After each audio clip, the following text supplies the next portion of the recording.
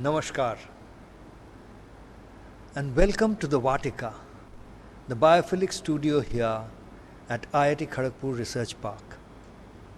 We are here today to start a very novel journey, a journey where we will try to discover our own selves, at least I will try to discover my own self through this journey.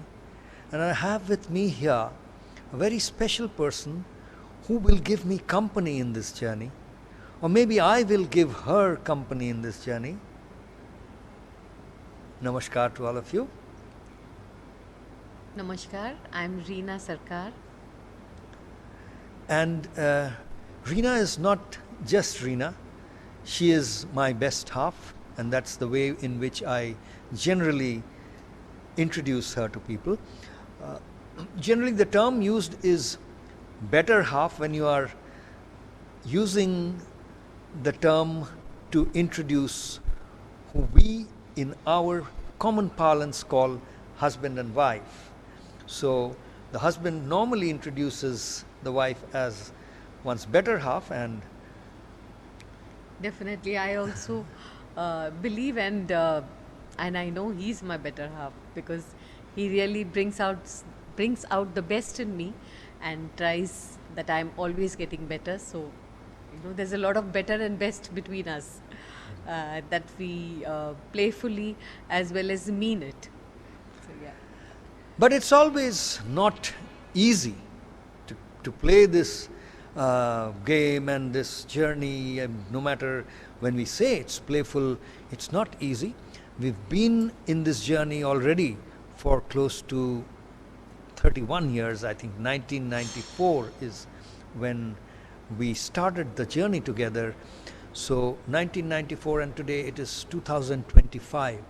So for more than 30 years now this journey has been going on. And Yes, absolutely.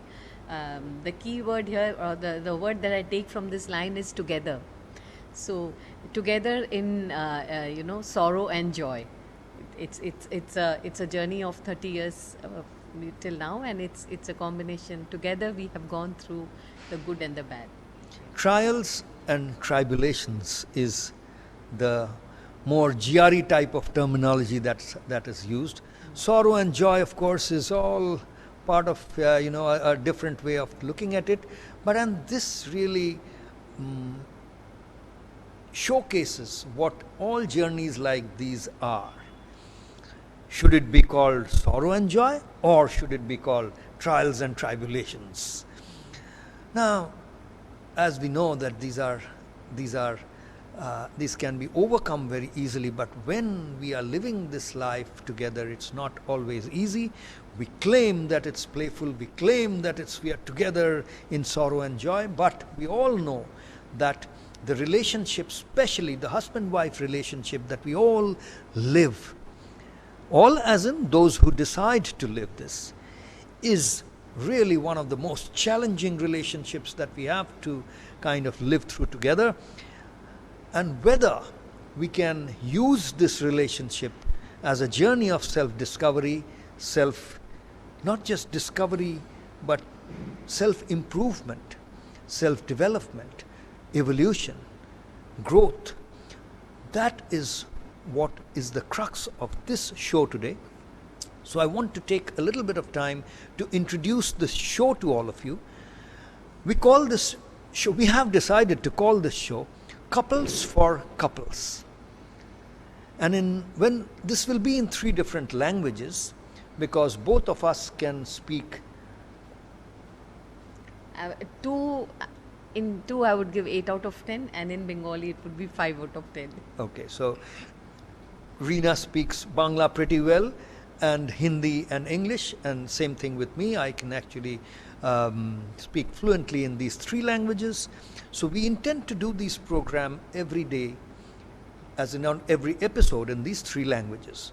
Now, the format is going to be this. As you can see, it says 15 minutes. So our episode is going to be 15 minutes each episode, and I've already turned it around so that this can be the timekeeper for us. In 15 minutes in every episode, we will try and explore whatever comes up. Sometimes we will premeditate issues that we might want to discuss, and in sometimes we will not have premeditated discussions, but we will just spontaneously let whatever comes in, let that take center stage. So it's 15 minutes of us talking about something or the other, something that reflects the trials and tribulations, or the sorrows and joys, or just the playful banter that through which time goes on for not just us but every husband and wife. So Couples for Couples, the intention for this is to expose ourselves, our lives as a couple, as a husband and wife, to expose this to the world, to all of you, so that you have the courage to come here and take this seat with us and expose the trials and tribulations and the sorrows and joy, or the playful banter, or the misery, or the struggle, or the celebrations that you have gone through in your lives.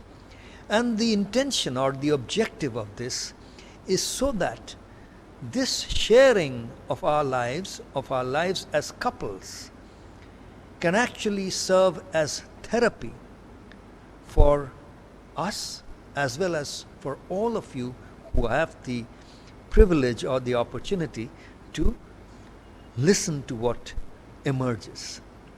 So it's in a sense a kind of therapy, and the therapy is what we call this a couples for couples therapy.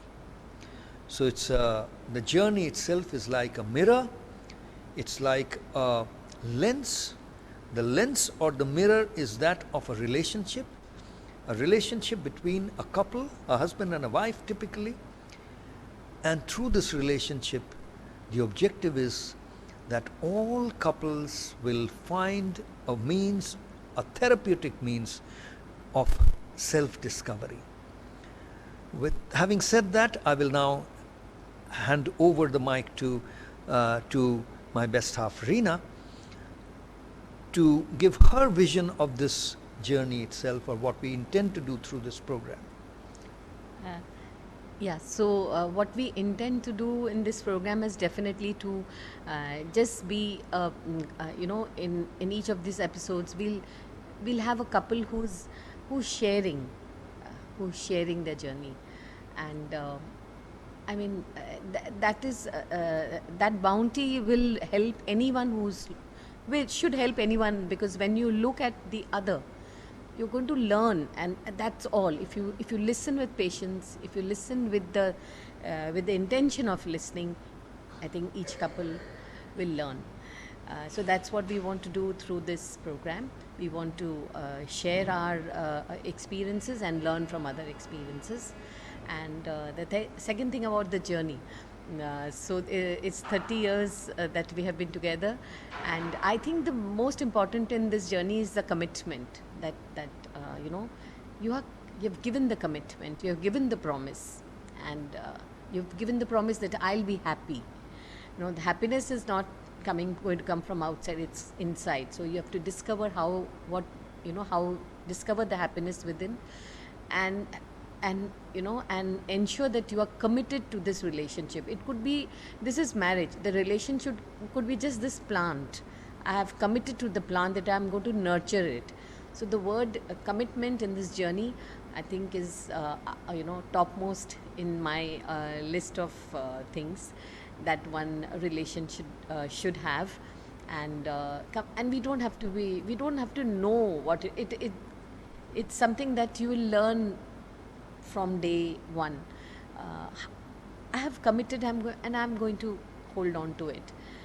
That is very important, because love is just an emotion. We say I'm in love. What is the meaning of love? Love is commitment. That's my take on this journey. Mm-hmm. Over to you. So we have this over to you business, just to kind of help all of you understand things that we have to go through. So you would have noticed that just now, as the mic was being passed on, Reena mentioned over to you. Now, You might think that this over to you is something that is a formal kind of thing because we are on camera, we are, with mics and all that. But just to tell you that it has taken me at least, and to some extent I can say us, a lot of struggle and trials and tribulations and pains and sorrow and joy, a lot of these incidents to really come to a point where even in our daily life, we try to give ourselves this commitment of over to you. What does that mean? Very often it so happens that we are not very good listeners. And in fact, in our journey, it's Reena who's always, everyone thinks that she's really the better listener. I am the one who, like right now, even in this particular episode, you can see I'm the one who's speaking more. And she typically in our life is, everyone agrees that she's listens more and she's not the one who's as vociferous. I am kind of, everyone knows that, more talkative and all that.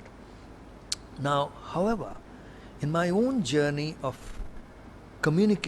journey as a communicator, what I realized is that we really, whether we are listening or not, is marked by the fact that whether we allow the other person to complete and then take our turn to speak. Now, this is very easy when we are in a formal meeting, but in daily life, when you are living your life as husband and wife, it's just everyday living.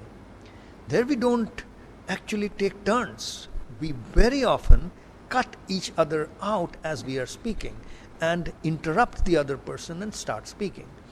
So for the last several months, probably years, I've been trying, but several months now, this practice, a daily practice, when we are talking to each other, we try to wait for my chance. And the same thing, we are trying to cultivate in ourselves to see whether, and just as an experiment, to see whether this makes our relationship very formal or allows it to remain informal. You want to be friends and friendly and playful and all that, and yet you want to have this balance where you are allowing the other person to complete his or her thought. And how do you indicate that? Generally, we in life, we are snatching the invisible mic from each other. Now, once again, this is something that we are trying and testing in our own lives, and I know that this is something that I've been kind of bringing into our relationship as a model to see whether it is. And I very often find that Reena is not very comfortable with this, and with this that now our conversations will be very formal. So how do you think this is playing out? Yeah, it's actually I think it's a good thing that we have started this way of doing the conversation. It's helpful, but in this we have to, I think we have to be sensitive to the fact that the other person has been able to express everything. That is very important, because over to you is a good practice, but once you are used to the practice, there it ends. You've learnt it. It's not just saying over to you means I'm done with what I have said. That is what I think we have yet to learn. Our journey is not complete on that. Mm-hmm. Oh, yeah. Okay.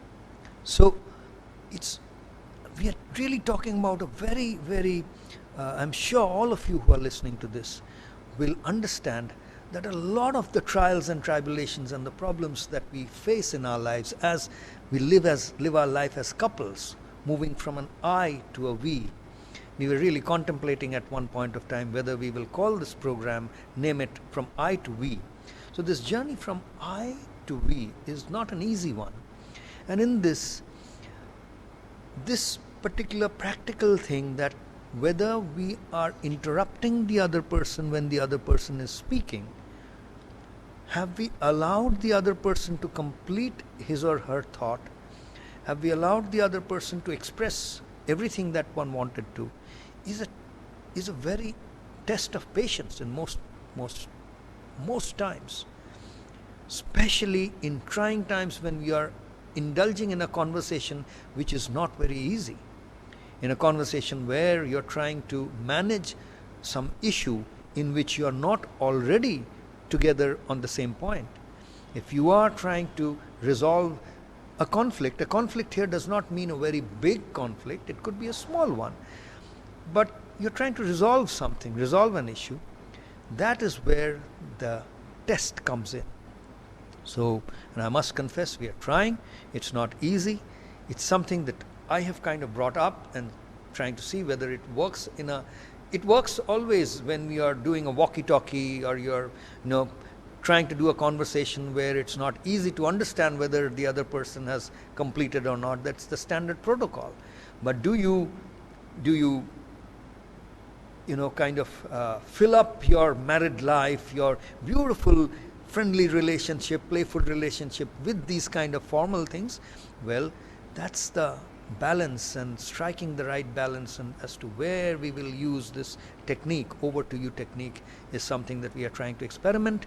And we would love to know from the comments that we hear from all of you whether these kind of techniques that you all might have come through or might have created or come up in your own lives to really solve or sort out issues. Now, here is something that we were mentioning. How do we understand whether we have...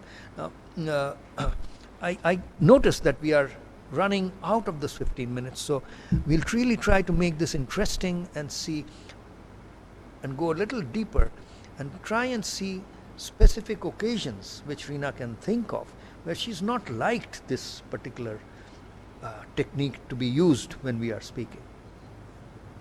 Yeah, I think that one important thing in this journey for anything is how do you resolve conflicts. So this way of I would like it to be just in the ambit of conflict resolution. When we disagree, or we want to agree on something and come to a point, that time following this practice, okay, over to you, helps. I even keep a diary on my table, because when he's talking, I write down, because I'm not going to interrupt when he's talking, but I have to talk about this point. So I even use a pen and diary and put it down, So I like it when it is there for conflict resolution. But when it is just it's a easy conversation, and we are talking, and if I just say something in between, it should not look like, oh, you didn't ask for permission. And that happens. So that's why I said the journey is still going on. And I'm not sure, it may take another 30 years, it doesn't matter, because each other grow and discover our own self. It's very beautiful when you are actually looking at it from that lens, that it's me, that's it. I'm understanding my own self in this. If we look at it from that lens, it's a beautiful journey, even when it's conflict resolution, because at the end of it, it's going to be resolved. Be sure of that. Over to you. So, as I said, this is fairly recent, we were not doing this, utilizing this technique, or I don't even know today whether this is a technique worth utilizing or not, but we are experimenting. For the last few months, I would say, I've been trying this otherwise, not in this relationship, but just in more in professional world. And I must say that this is something that I learned way back. I had this habit of interrupting people. And many years back, there was an intern who was interning with us, and he had come from America, come from the US, and he was doing a project management, in the project management function, he was doing an internship. So one day, he gently, not in a very heated moment or anything like that, very gently called me aside and then mentioned that, he said, Saurabh, I must tell you this, that you have this one problem, that you interrupt people without permission, or you cut people out, and this is a general problem with most Indians that we meet, and with you this is a little more prominent. So he mentioned this to me, and I really took it as a very important feedback, and it's taken me more than, I would say, this happened in around 2006. And it has taken me at least more than 10 years to keep working on this, so that I can cultivate the patience in my own self when others are speaking, to really listen to them and hear them out and not interrupt them. It has taken more than 10 years, I must tell you, and very conscious practice, a lot of what people would call meditation and all that, where I would address this particular issue. Now, having reached that point when I've seen the benefits of doing this on my own self, initially it was a real struggle to do this, to keep patience. But now, when I see the benefits of doing this, I am trying to see whether it works in a relationship as easy as a marriage is supposed to be or not. And we are using our own relationship as a kind of guinea pig in this to see whether it works or not. It's not, as I said, as you could make out, it's not always easy, because it's something that I have learned, and we are trying to see whether it works or not. But we are out with the 15 minutes, all the sand is here, and keeping true to the format, we will keep it at that, and we will keep exploring these kind of things. I don't know how interesting this particular episode was for you, but we hope that a journey like this, we will keep evolving, and as we go along, these episodes will turn out to be very interesting for all of us, and we will invite more and more of you into this. But make sure that you give your comments so that we can really use them to invite all of you into this journey that we have taken together. Namaskar.